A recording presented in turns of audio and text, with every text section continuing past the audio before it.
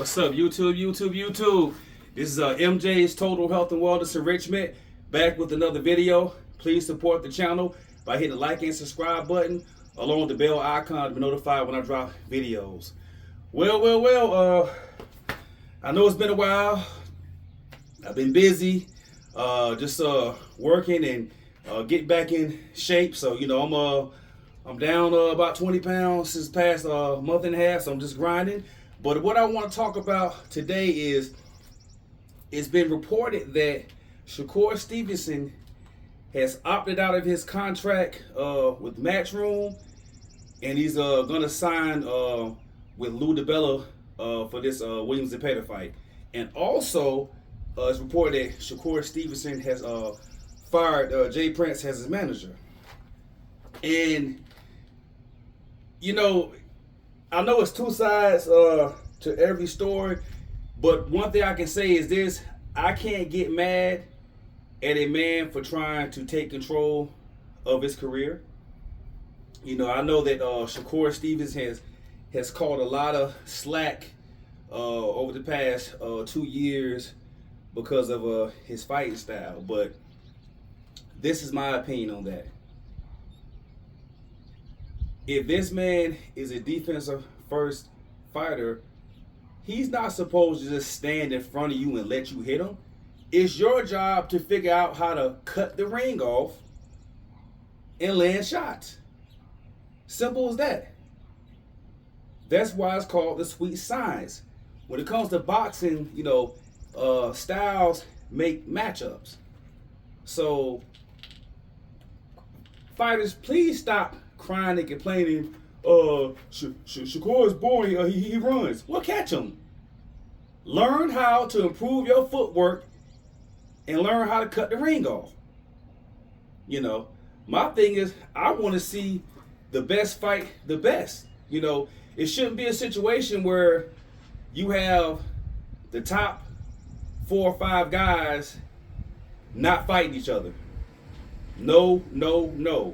And also, I'm not mad at Shakur if he wants to let go of Jay Prince as his manager, because we look at it like this: you have some people, management, they can take you, but so far, but maybe not enough to reach that next level. And I think that maybe when it comes to Jay Prince as Shakur's manager, he hit the ceiling.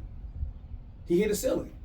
And right now, Shakur needs the type of team that can assist him with going to the next echelon. You know what I'm saying? And,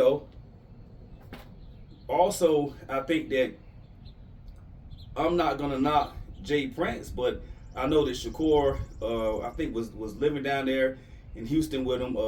Big baby Jared Anderson is there also. And when that stuff happened a few years ago with Takeoff, in the dice game, Takeoff get killed, Shakur was there. So, I think that it might be sometimes he just might need to change the scenery. A new team, and just to go over and refocus. Now, what I don't know is I'm going to assume that Shakur still retained Andre Ward as his manager, because I know before he had Jay Prince and Andre Ward as co-managers. But we all want to see Shakur fight those top guys like a Tank Davis.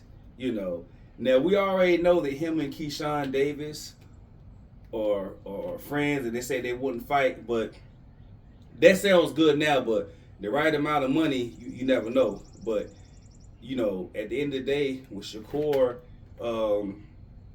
being 135, we want to see him against Tank. I'll say this too, Shakur.